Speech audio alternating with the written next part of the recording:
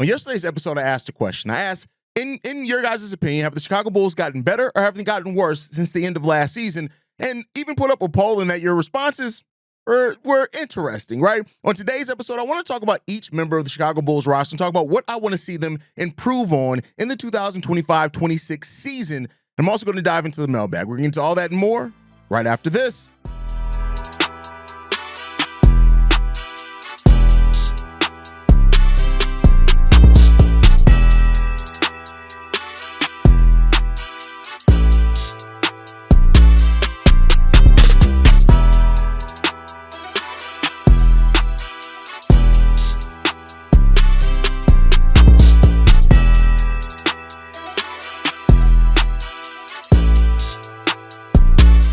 What's going on, Bulls fans? Welcome to another episode of Chicago Bulls Central, your number one spot for everything Chicago Bulls related. I'm the host, Hayes, but more importantly, you guys can follow the channel at Bulls Central Pod on every social media platform we happen to be on. With that said, let's go ahead and get into this content for today. Y'all want to look at each member of the Chicago Bulls roster, assuming Josh Giddey resigns. And I want to talk about what I want to see each one of the players improve on. We're going to start with the starting five. Let's look at Josh Giddey first. What's something I want to see Josh Giddey improve on in 2025-26? We know his passing is really good. The rebounding is really good. What I want to see Josh Giddey is improve on, of course, it's easy to say defensively. And I do think defensively he has that room for growth. That's where he has the most room for growth. We all know that, right? So to see Josh Giddey improve defensively is absolutely we want to see that, right? But there's a certain area that I specifically want to see Josh Giddey improve on next year, right? So when you look at Josh Giddey, right? He's averaged less than one pull-up three a game last season, and he shot that at 35% on pull-up threes. Then when you look at his catch and shoot threes, which honestly surprised me, he shot the ball 38.4% on catch and shoot threes, right? Now, we know that Josh Giddey started off as an absolutely terrible three-point shooter, and he's improved every single year. And the reason why I'm looking at three-point shooting even more than defense, right? I think defense is mostly effort. And when you actually look at Josh Giddey in his defense in the paint and in mid-range, it's actually pretty solid. Go and check out those defensive numbers there. Of course, out on the perimeter, he needs to give more effort. But if Josh Giddey can become a more consistent three-point shooter with his ability to put the ball on the floor and drive, 38% on catch and shoot threes is a really good percentage, especially for somebody who's never going to be a volume three-point shooter. You don't need him to take a huge number of volume three-point shots. You just need him to be efficient in the opportunities he's going to get. And I think that actually allows for him to play with Coby White a little bit more in Coby's ability to drive. So that's one area I want to see Josh Giddey continue to refine is that catch and shoot three-point ability as well as defense. And if he does that, I think that Josh Giddey is going to be more than worth whatever contract he ends up signing. That we'll see for another day. Next up, Coby White. Coby White, what do I want to see Coby White improve on? Consistency was a lot better last year for Coby White. And him and Josh Giddey both need to improve defensively. So again, I'm not going to go with the low-hanging fruit there. It's easy to say defensively. Of course, I want to see Coby White be a better defender. I want to see him and Josh Giddey be a better defensive backcourt. Absolutely. Where I want to see Coby White grow at is as a jump shooter. And a set shooting and jump shooting are very different things. Coby White has been a really good set shooter for his career. But what I mean by jump shooter, I want to see him coming off screens. I want to see him do that a little bit more. I want to see him have opportunities where he doesn't get to set and then take the three-point shot, meaning off balance, stuff like that. I want to see him become better of that, but not only at the three-point range, but also in the mid-range as well. If Coby can do that as well as add more free throw shooting, one thing that we saw with Coby White at the end of last year was he got to the free throw line at a much higher clip than what he did at any point of his career. If he can do that, man, that's going to be a big thing for Coby White and his ability to just, keep putting pressure on defenses. For his career, he's only averaged 2.4 free throws per game. Last year, he averaged 4 free throws per game, which put up, that basically doubled what he did last year. Then you look at the month-to-month. The last couple of months of the season, he averaged over 6, one time almost 7 free throws per game. If Coby can do that consistently with his ability to drive, that's going to make a big difference for Coby White.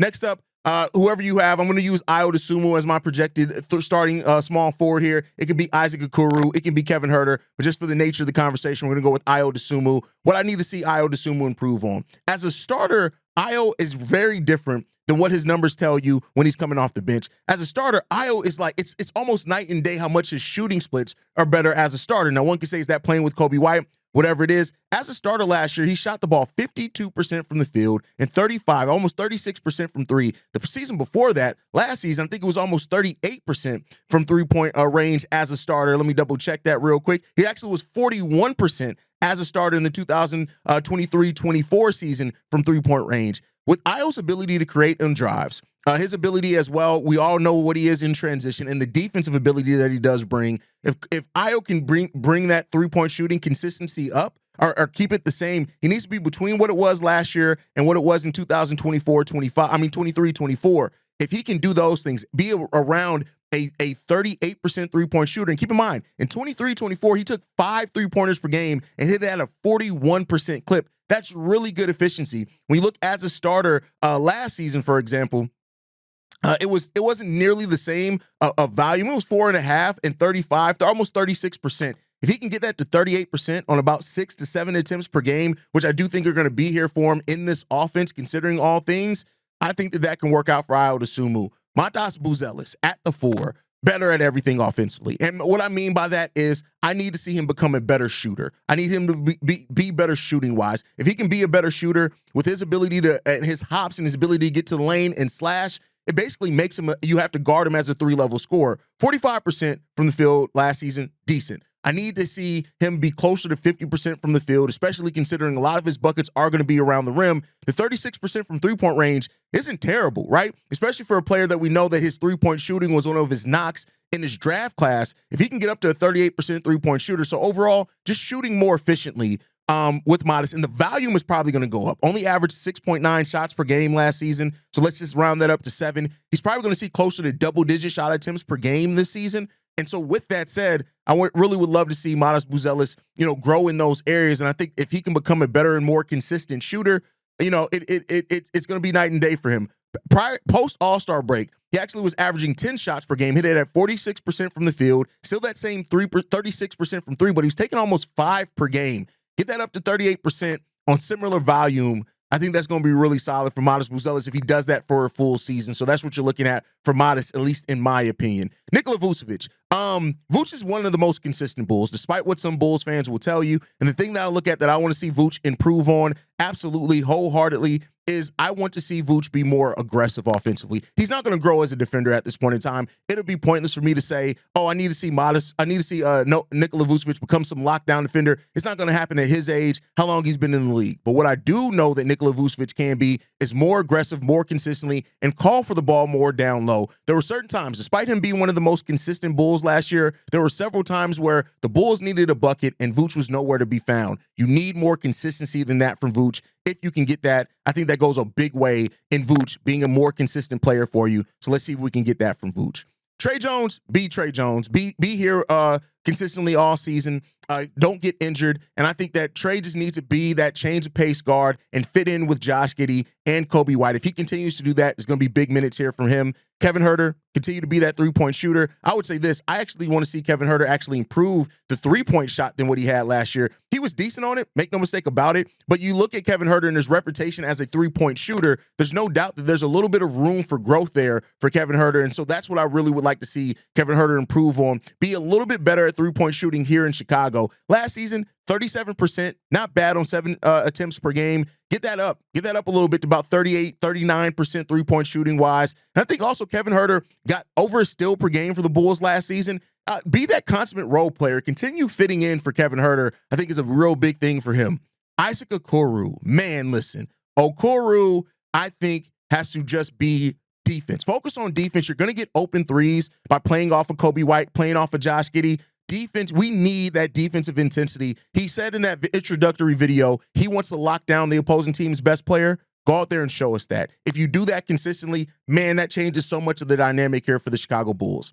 Zach Collins. I just really want to see be more him. I think be more consistent is the thing with Zach Collins. We saw some really, really good games from Zach Collins and some games where he kind of disappeared. Be yourself. Be more consistent, I think, from him. I think we're good there.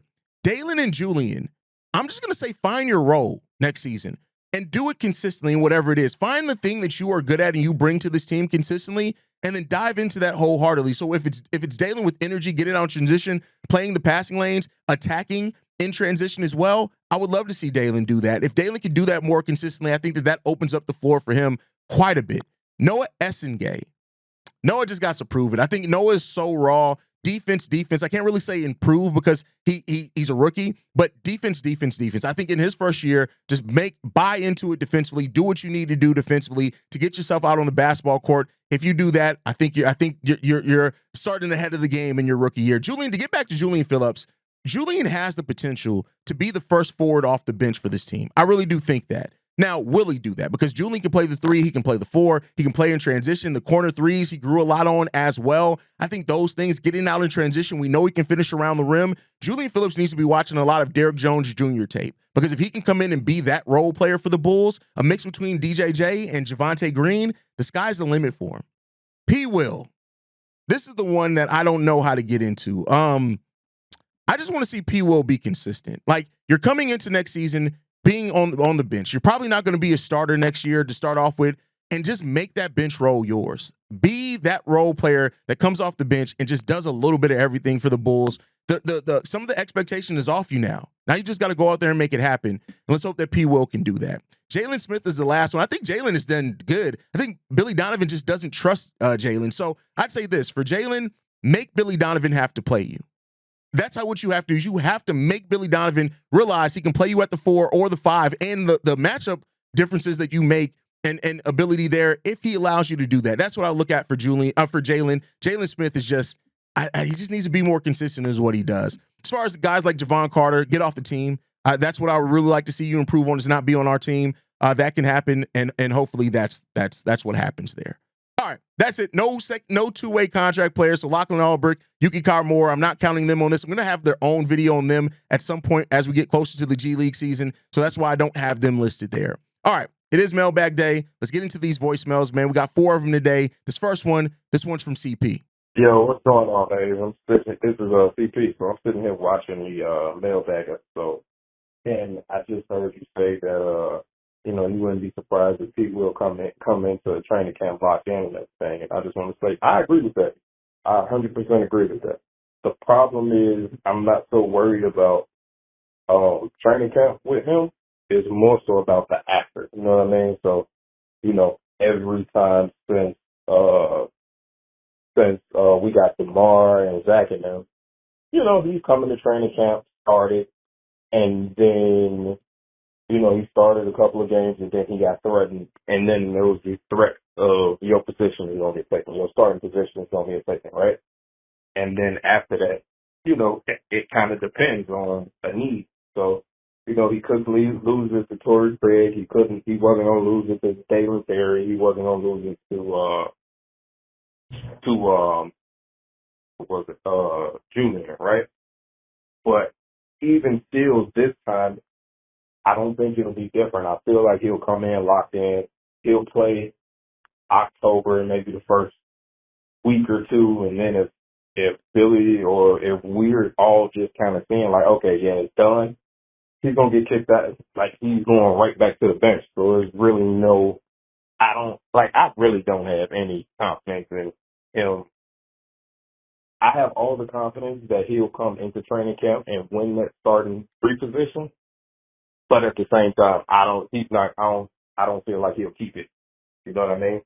And that's just based on his history. I don't necessarily feel like he'll keep it at all, even if he does. So, that's just what I've seen and what I've observed. But you tell me what you think. All right. Peace. P. Will coming into camp locked in. I mean, listen, we say, like, you guys know, at this point, I'm over P. Will. Not because I don't think P. Will has skill, but it just comes down, like you said, to P. Will wanting it, right? So hopefully he comes in. I'm worried more about P. Will being consistent, right? Like, whatever you do, can you do that consistently? I think the difference this year, I know you said be a starter or whatnot. I think the difference this year is that I don't expect him to be a starter. I don't think he's going to start at the 3 personally. Now, if he does, that means he probably came into training camp locked in, as you said. But I think P. Will's going to start off coming off the bench. And I think that may be the best role for him, to be 100% honest. Come off the bench, show what you can bring. If you can't, there are people behind you that are going to be ready. I think that's what P. Will really has to look at. He has to be locked in with bringing that consistently. If he can do that, I think there's going to be a role here for P. Will for sure. All right, let's get into the next one for today. This one's from Vikram. What's up, Hayes? It's Vikram.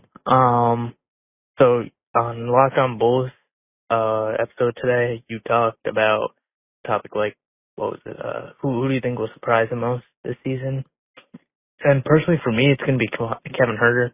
We all saw it after the All-Star break, but the national media, the teams, didn't really see what Kevin Huerter really is.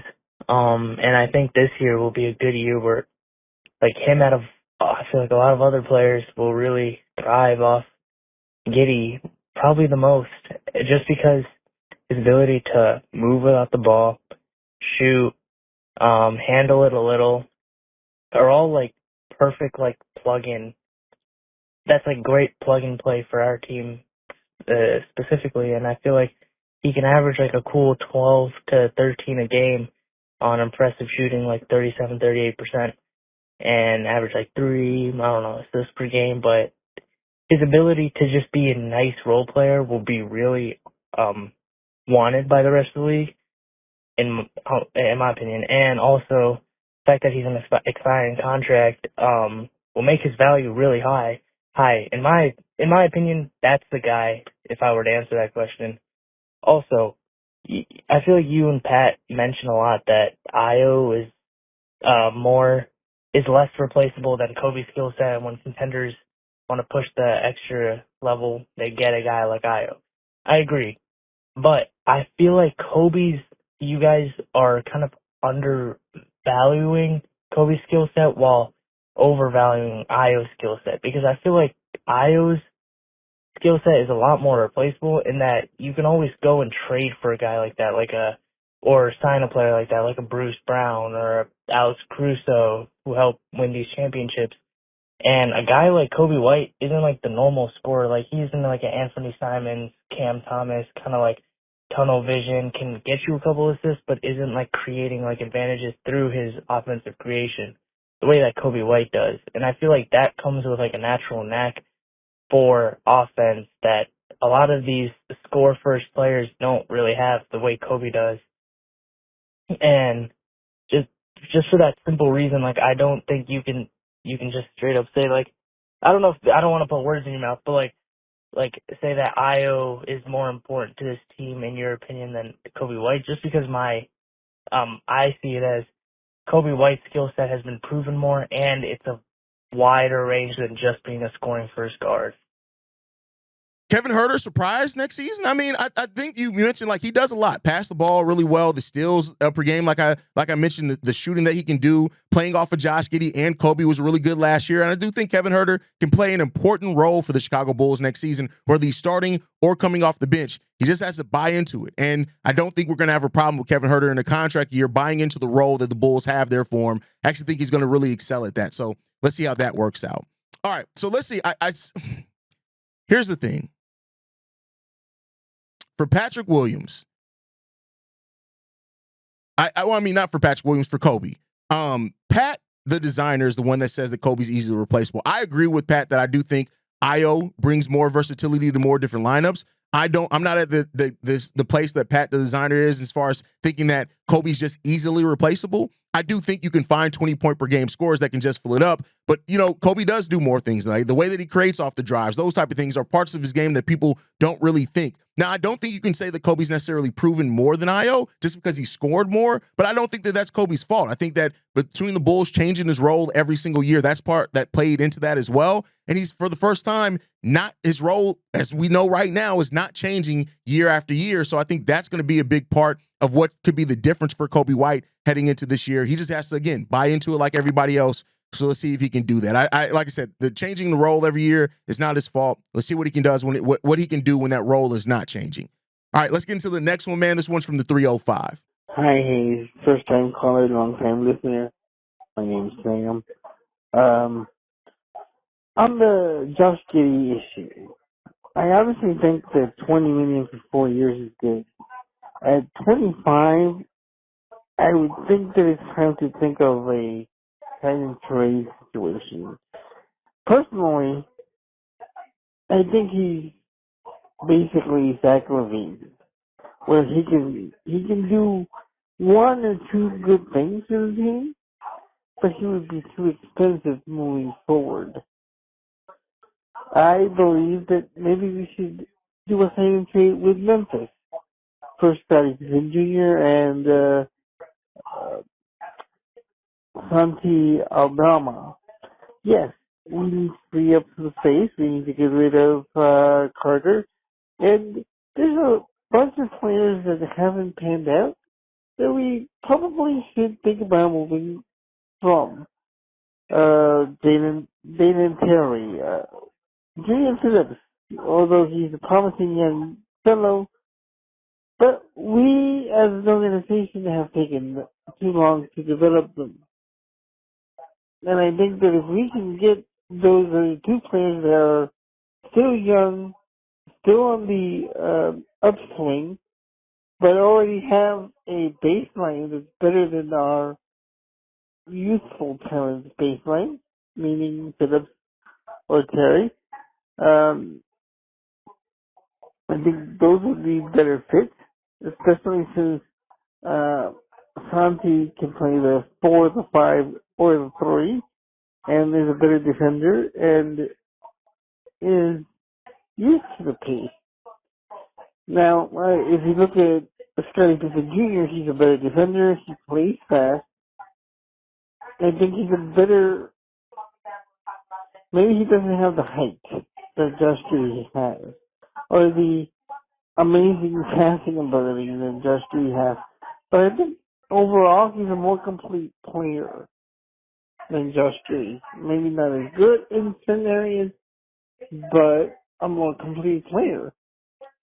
That's at least what I think. 'Cause I look at the debate now of $30 million for Josh Giddey. I think that's too much. And if you do have to do another contract for him, you're reaching the supermax level, and is he going to be tradable later? I think that if we go for a more affordable, younger option, or a still youthful option, we could also extend Coby White. Comparing Josh Giddey to Coby White, and no offense, I mean, no offense to you, it's not nearly the same. It's not nearly the same. Josh Giddey does more things that actually help his teammates. Zach LaVine was a scorer, and he was a on-ball dominant scorer who didn't really play a lot of defense. Not to say that Giddey plays a lot of defense either, but you talk about the rebounding consistently, creating the fast break, being towards the top of the league at open shots generated for teammates. That right there alone puts him as doing more things for your team that helps than Zach LaVine. I feel like the Zach LaVine comparison people make to Josh Giddey, just because they're both up for contracts, is bad too. Josh Giddey's contract will be nowhere near as restrictive as what Zach LaVine's contract was either. So I don't think that you can just say that comparison between those two, there's a lot of intricacies that make it different, highly different in that case as well, right? Now, as far as you saying that the trade them to and who's going to want anything for Dalen at this point? And to Memphis for Santi Aldama, why would Memphis Grizzlies, who have Ja Morant on their team and drafted Cedric Howard to be their shooting guard of the future, why on earth would they want Dalen Terry or Josh Giddey at this point? Like when we think of trades, let's not just think of players that you want. Think about what would make sense for the other team. And so you could talk about the positive all of Santi Aldama all you want, but Memphis is not going to let that go for Dalen Terry, and they have no use for Josh Giddey with already having a point guard there that they're going to try to figure out if they can extend or not. I don't get where you're getting at with that trade. Again, no offense. Thank you for calling in, and I respect the fact that you have a different view on it. And this isn't like your view on Giddey is your view on Giddey, but like if we're going to talk about let's moving players, let's think about deals that are sensible for both sides, I would say. But that's my thought. You guys can let me know how you feel down below. Let's get into this last voicemail for today, man. This one's from the 470. Hey, what's up? Hey, Bulls Central community. What's good? I hope everybody's doing good. I just wanted to tap in with the Josh Giddey signing, and it dawned on me like this is not the NBA that it used to be when who was it Quickly when he got his deal, and who else they was comparing him to? Suggs. When Suggs got his deal, it's the CBA. That's the difference. That's making contracts way more harder than they used to be. And now I'm thinking like the Bulls might be on to something because they planning for the future by not signing all this money to Josh Giddey. Also, on the other hand, I see a lot of potential coming from Noah. When we first drafted him, I'm not gonna lie, thought he looked like goofy, but shit, I don't know, curse my fault. But I think we standing on business. I think he's standing on business. I think he might take T Will's spot for sure. But let me know what you think about Josh Giddey actually being a bad teammate for this. Let me know what you think about that, because if you're really a good teammate, you're gonna take what they give you. It's not like it's a bad offer. It's actually good money compared to if you're trying to build around him and what they trying to give him. Like, it's either he trying to get his money or he trying to build a team and chase rings. And I could tell he's just trying to get money. And he didn't even prove that he's worth that. Like, really, he's just trying to go off of, what is it, a play-in tournament? Nah, we need more than that. And, shoot, I hope he could do it for us, but I don't think that $30 million is worth a play-in tournament. And the record that we got last year, you got to do more than that. You want the bucks you want. But yeah, I hope y'all take care. Let me know what you think, hey.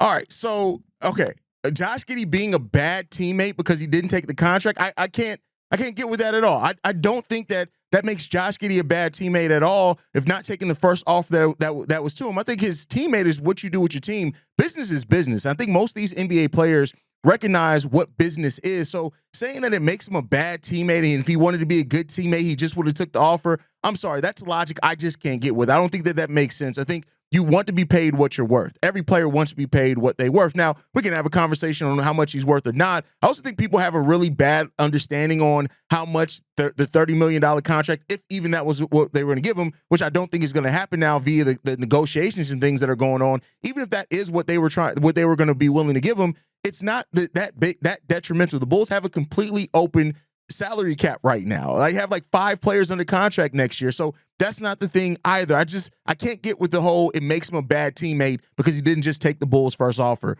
I can't get with that. That's just my personal opinion. I don't vibe with that. I do think it's a negotiation. Both sides are going to have to give up something, and Josh Giddey's probably not going to get everything that he wants, and that he's just going to have to deal with it at that point. But that's just my disagreement. As far as Noa Essengue, though, I do think he's going to come into camp ready. I do think he's going to come into camp locked in, ready to go, because he knows, like, he has a path and an ability to make a little bit of a way for him to be on that roster and get some minutes there as the season goes on. So I think Noa Essengue is definitely going to be locked in and ready to go. I think he's a competitor. We've heard him and Modest have a very similar mindset on the court, which makes me very, very excited for what he can be. But that's my thought. Thank you for calling in. Make sure you guys are following us at Bulls Central Pod. You can send us any feedback, questions, comments, concerns, bullscentralpod@gmail.com. Lastly, if you want to leave a text message and our voicemail for the mailbag, the number to do so, 773-270-2799. We are the #1 spot for everything Chicago Bulls related, but that's thanks to you, lovely and beautiful people.